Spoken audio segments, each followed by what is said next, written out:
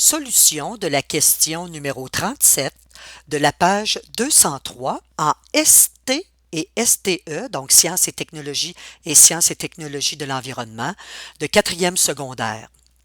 Si vous avez des questions, vous pouvez les poser sur le Facebook de Patiosciences. Si vous voulez voir la théorie avec des cours en ligne, vous pouvez aller voir le site internet patiosciences.com. On y retrouve les cours de chimie, de physique, de cinquième secondaire et sciences et technologies de l'environnement de quatrième secondaire. Alors, la question 37 de la page 203 de votre cahier d'exercice, c'est en lien avec l'électricité. L'électricité est une branche de la physique. La physique, comme je vous l'ai répété souvent, c'est une connaissance avant tout des variables, des unités associées à ces variables, une pose de problème et on regarde les formules.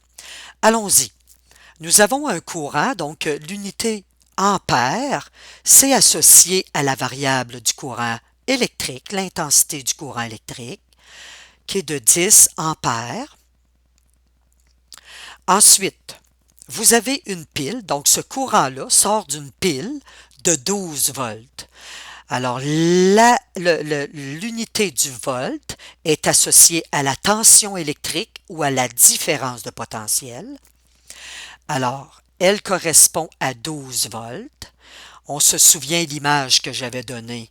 Donc, dans un conducteur, par exemple, lorsque nous avons le courant électrique, ce sont nos ampères.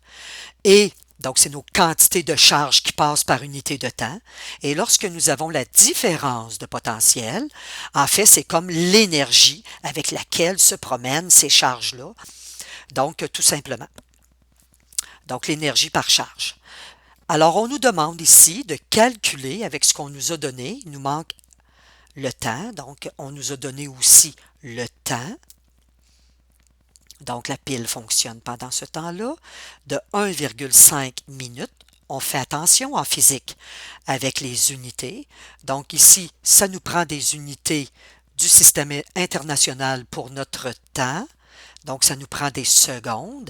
Alors, vous pouvez faire une règle de 3, vous pouvez la calculer mentalement, cette valeur, ou bien vous pouvez tout de suite faire le fois 60. Nous avons 60 secondes dans une minute. Vous avez donc un temps de 90 secondes. On nous demande de calculer l'énergie. La variable de l'énergie, c'est le grand E, pardon. Alors, vous avez cela à trouver.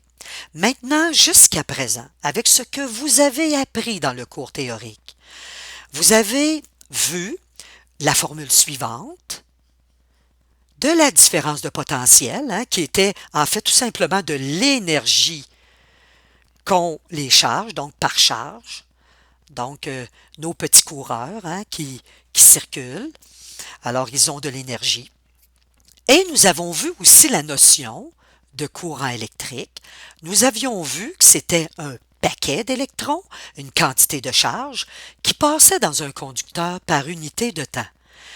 La physique, c'est beaucoup de manipulation mathématique. Donc, l'ami de la physique, les mathématiques. Alors ici, en physique, la physique, je le répète, en fait, l'électricité, c'est une branche de la physique.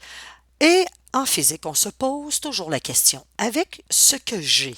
Donc, si vous avez fait une très bonne pause de votre problème, que vous êtes démêlé dans vos variables et dans vos unités, là, vous posez la question, avec ce qu'on m'a donné, qu'est-ce que je peux faire avec? Jusqu'à présent, vous avez cette formule. Alors, elle contient la variable de l'énergie. Si on isole la variable de l'énergie, ça nous donne la différence de potentiel fois la quantité de charge.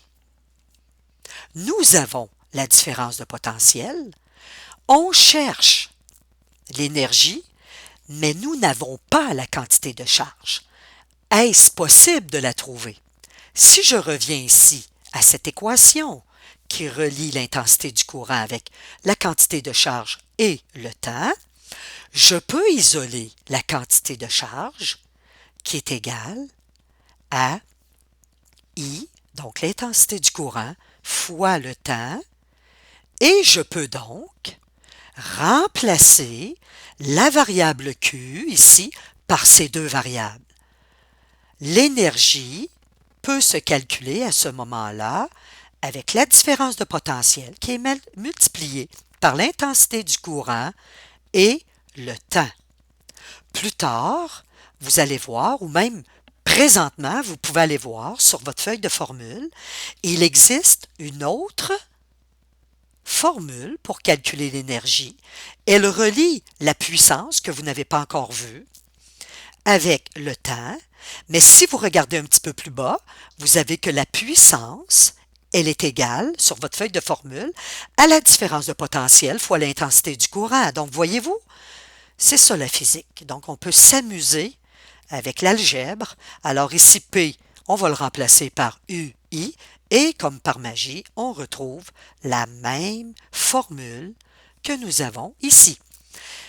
Simplement, il nous reste à substituer. Alors, la différence de potentiel, elle était de 12 volts. L'intensité du courant était de 10 ampères. Faire attention avec le temps. Le temps, il doit être en secondes, parce que si le temps n'est pas en secondes, vous ne pourrez pas dire que cette énergie, l'unité de cette énergie est en joules. Alors, c'est très important. Par définition, les volts multipliés par des ampères, multipliés par des secondes, ça nous donne des joules.